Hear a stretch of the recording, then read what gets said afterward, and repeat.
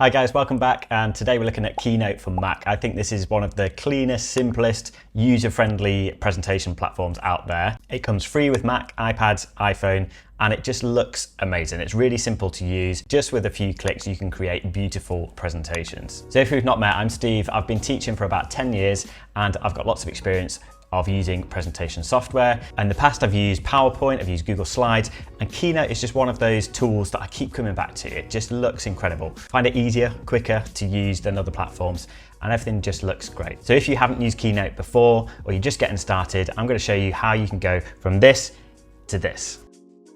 So I'm going to take you through everything you need to get started, from choosing your first template to creating pro-level animations and transitions. And if you stay to the end, I'll share with you some quick keyboard shortcuts and some pro design tips to create beautiful presentations.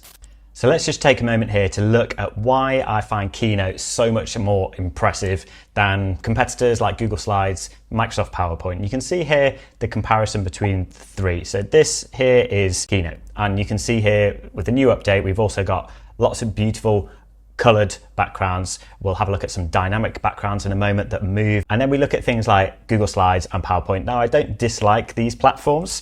They're just a little bit dated. There's nothing much exciting about them, and just a little bit overly complex as well. With Keynote, it's really simple, really straightforward, and it's just intuitive. It's really user-friendly, and you can find everything that you're looking for.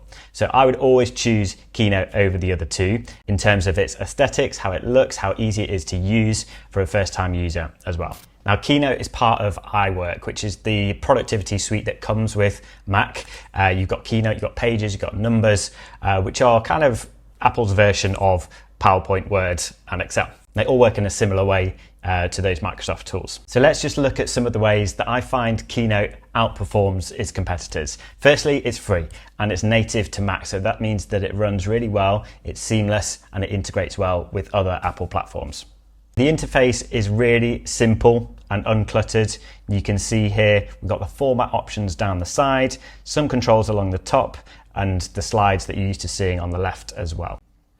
We've got some beautiful themes now with a new update. You can see these new dynamic themes gradually change in the background, and it's really engaging for viewers.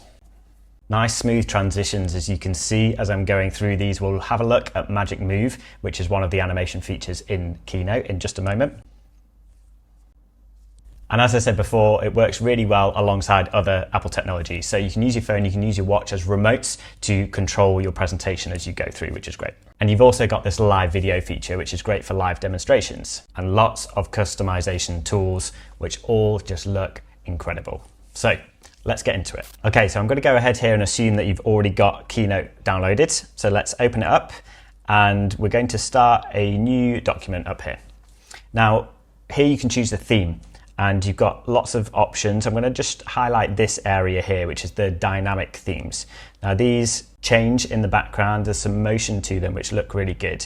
So let's have a look at this dynamic rainbow one, for example. You can see if I hover over there, it kind of gradually shifts those colors, which is really nice.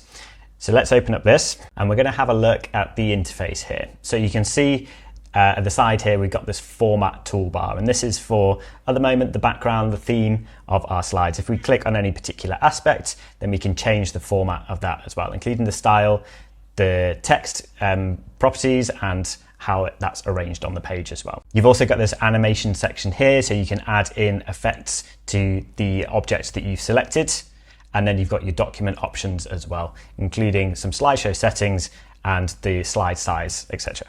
Over at the top here, there's a few more controls. You've got this view and how you want to view your slides, the zoom, adding slides, playing the slideshow, and then some options for things to add to your slides as well.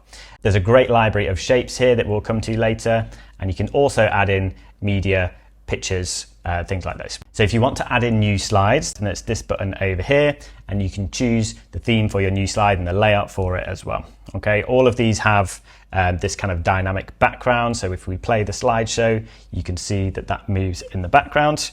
And then you've got some other types of slides as well that might include things like images or the camera. So you can turn this camera on, so then you've got that live video as part of your presentation. You might want to add a slide that includes some images as well, in which case you can select a layout like this and use this icon to add in an image of your choice. Now, as I mentioned earlier, you can customize various parts of your presentation with this Format tab up here. So that might be the background of your slides like this, or you might want to format your text, in which case you can select the text and then choose between the style, the text like the font, and arrange how that looks on the page as well. So I might want white text here instead of black, in which case I can just change that text color there in the Format tab. If you want to customize and format images, then it's the same process. You select the image and then the various options will appear here at the side, including the style. So you might want like a border around it.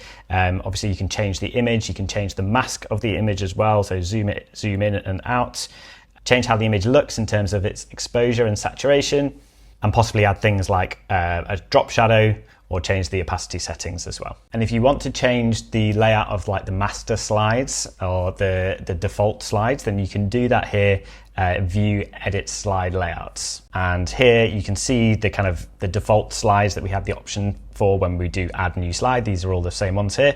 And you can change how the default slides look, so that every time that you add them in, then they look the same, the way that you chose them and customize them here. Now you've also got lots of options in terms of adding shapes and different images and media. You've got shapes up here at the top, and there's loads to choose from here that you can customize later. Again, if you click on it, you can change the style. You can add text to those shapes as well by typing inside them. And also you can break them apart. So if I show you on this van here, break apart, and then we can change the different aspects of some of those features. So you might want to change the color of the wheels, for example, which is really cool. There's also various types of media that you can add here, including images, music, photos. Now this one in particular, Image Playground, is a new feature that comes with all the Apple Intelligence stuff.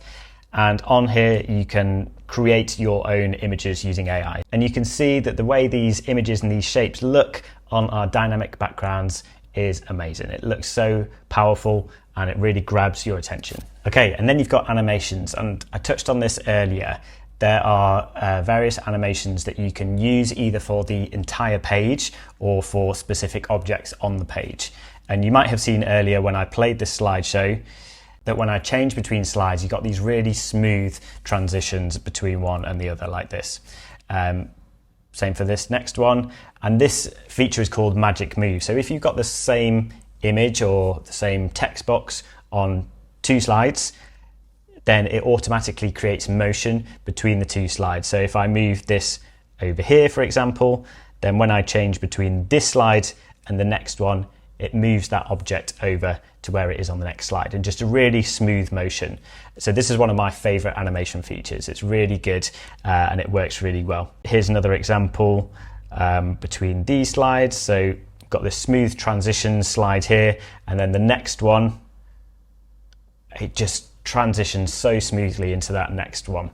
Even though the text has changed color and the background's changed, it's just a really nice transition. So there's a quick guide to getting started with Keynote for Mac. And if you found this video helpful, do like and subscribe to get notified of future videos like this. I've also created some resources to go with this video, including some useful keyboard shortcuts for Keynote and also some pro tips to creating dynamic and engaging presentations. You can find those in the description below and on my website, primaryedtech.com. Let me know in the comments below what you found helpful and what pro tips you'd like to see next.